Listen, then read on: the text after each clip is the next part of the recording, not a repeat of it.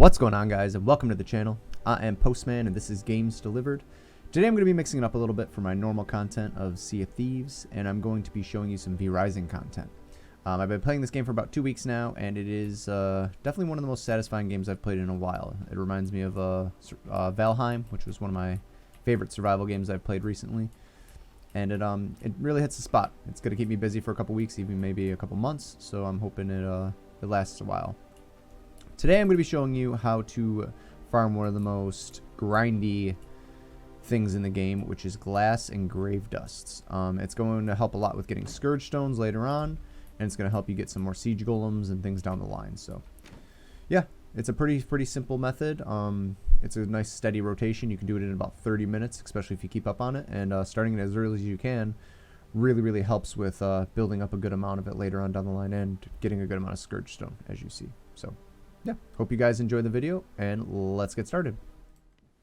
So when it comes to grave dust and bone, it's pretty easy to farm right at your base. All you need to do is you go into your crafting and go down to refinement, and you'll see you got tombs right here. They're very simple to make, only takes stone and bone, nice and easy. You can put up to 12 of these in your base at max castle limit, which is what I currently am right now. Get as many as you can down early. It will help out a lot with bone and grave dust. What I put in is you can put in blood rose just for bone to get skeletons rolling, and then eventually when you get a steady morning lily supply, you'll be able to get ghouls, which also give the opportunity to drop grave dust. This is where it really helps with the rotation, being able to farm bone and grave dust, and in the meantime, because they take about 5 minutes to spawn them in, you can go and get glass and just do that on repeat. It's quite nice. So now our skeletons have all spawned. It took about 15 minutes because each tomb has a total output of 3 skeletons, or sorry, ghouls that can spawn. So you can get 36 total, and then you got to wait another 15 minutes for the other 36 if you do them in that rotation. But all mine are spawned, so I'm just going to go outside and do probably one of the most satisfying things in this game, in my opinion, is we are going to gather all of them, pull them all into a nice line.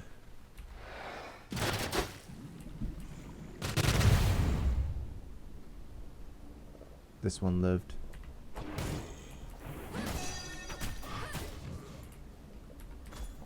And that's all you gotta do. Now you collect all the bone. It's quite a good amount. Just from one quick haul, that left us with 12 grave dust and 480 bone. Not too bad.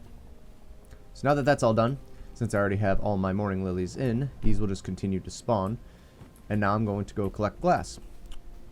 So since I'm, normally I would use 100% worker blood, but I'm going to be using 85 because I don't think 100% is going to be accessible to everybody, so 85 is going to be my best bet.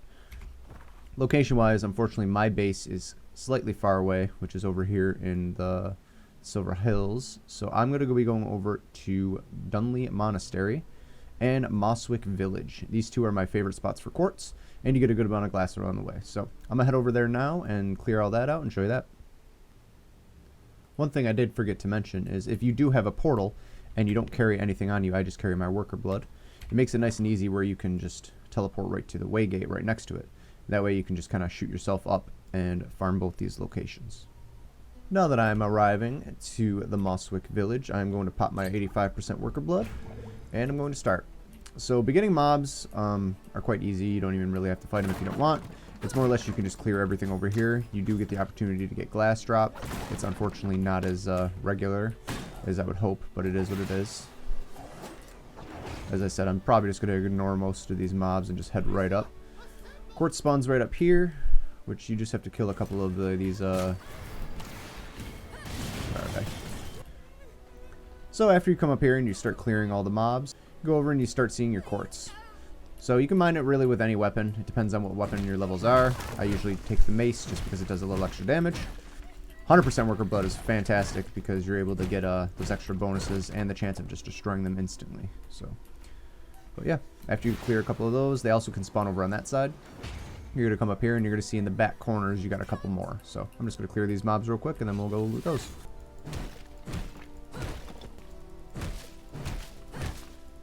So after you cleared up the quartz on both sides, you'll notice there's a good amount of quartz on the sides over here. We'll go down and clear all these out, and then we will head to the next location. Now, after we've cleared all that, we're just going to move up to our next location, which is the Dunley Monastery, right ahead of us. Also, as you're going up to the monastery, I always kind of check around because you can always get a little couple extra quartz spawns. This one's literally right outside the monastery on my way. So make sure you clear any ones you can, especially while you got that worker blood up. So once you come to the Dunley Monastery, it does give you holy radiation. I personally just ignore it. I just go through here, clear all the mobs pretty easily. I am a high level. I have been doing this since I was in my 60s, so it is possible if you're a lower level. But usually most of the routes I take, you kind of ignore most of the mobs. And I also do run the Sanguine Coil, and I also run Heart Strike for that extra heal while I'm clearing mobs. So if you want, you can min-max and you can clear out all pots. It's definitely not a bad idea, gravestones and pots, because they can drop glass, which is excellent. Along with these villager scholars, they have the opportunity to drop glass. So if you're being really thorough and you want to go through and hit everything you possibly can, you can. I usually just skip them and just go right for the quartz because it's just more efficient for me with 100% worker blood and it saves me time. So first stop we're going to go is I usually go up to these stairs right in the centerpiece right here, and I immediately head over to the left to clear out these mobs and see if there's any quartz spawns. I like to come over to this location and I like to start clearing pots. There is a lot here, so usually I get pretty lucky.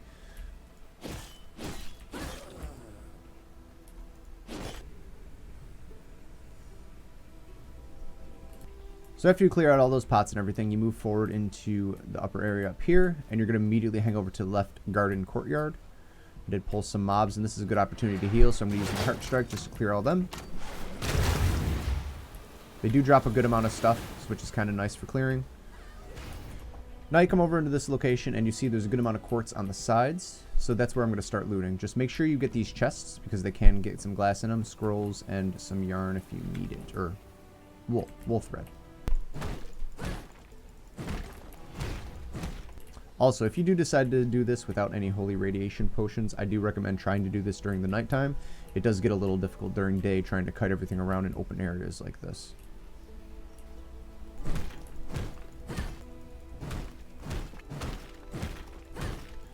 Also, while you're over here, make sure that you check over here because some quartz do wrap around the wall here, and they're a little hidden if you're not paying attention for it outside the courtyard. After you're done in the courtyard, you are going to move back over to this area, and you're going to wrap around the building following this path. Usually there's a good amount of quartz that spawns, and maybe there's a couple chests too if you get lucky. Doesn't look like there's a lot here today, but once we get to the other side there should be. Also, while you're going around, make sure to check for chests once again because they do spawn a good amount of glass and other materials that you'll need. So as you're going through, you will get some mob spawns, and this is where it's a good time to heal, so you can use your Heart Strike. And then, as you can see, there's a good amount of quartz that loops all the way around, so we will clear all of that.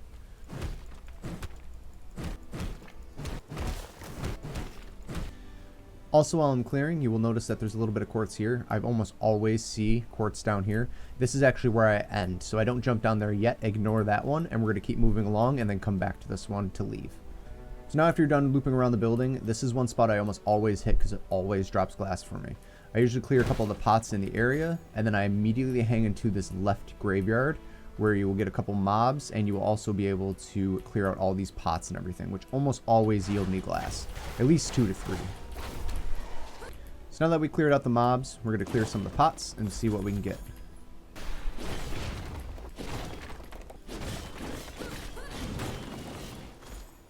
As you saw there, we got 2 pieces of glass. And there's a chest here, luckily, which gives us 4 more pieces. I don't know why, but over here I always get glass spawn in those pots, so it makes it nice and easy. Now, after we're done with clearing out that little graveyard location, we're going to shoot back over to where we were, and we're going to clear this little bit of quartz that's down here on the side. Alright, now that that's clear, we're going to heal up with some of our worker blood. So after you jump down and clear that quartz, usually there is a small camp right here that spawns a couple horses. You can jump on one of those if you want. If they didn't spawn horses, unfortunately, it's not a big deal. But I usually run along this path. Like I said, for me, I have to go back to my current base or my old base. So I usually run right up this path right through here, and I run all the way back over whether it's going to either base. So usually along this path, there'll be a couple more things of quartz spawn for me. But now it's pretty much done. Now you can go back, and you should have all of your ghouls spawn back in. Now to the back of the base, we can see everything we got, and as you can see, we got a good amount of items. You do get some flowers, Quartz wise though, we did pretty well. We got over 1,500 quartz and 17 glass, which is quite a bit. So, and on top of all the items, including some seeds, which is nice, and some flowers. I think we got what? Sunflower seeds, snowflower seeds, which is really good. Some yarn, some wool thread. Yeah, not too bad. And if you're still in need of scrolls, they drop a good amount of scrolls there. We don't need any more, so I usually just drop them, but yeah. And now that we're back to the rest of these, have all spawned in again, and we're going to do the same thing, which is actually let's mix it up a little bit. Let's change and do one of the other most satisfying things in the game. Yes. Yeah, as you can see, we got a pretty good amount. We got over 1,000 bone on top of over 20. Well, we got 22 grave dust, 17 glass, and a good amount of quartz as well. It's a pretty good haul.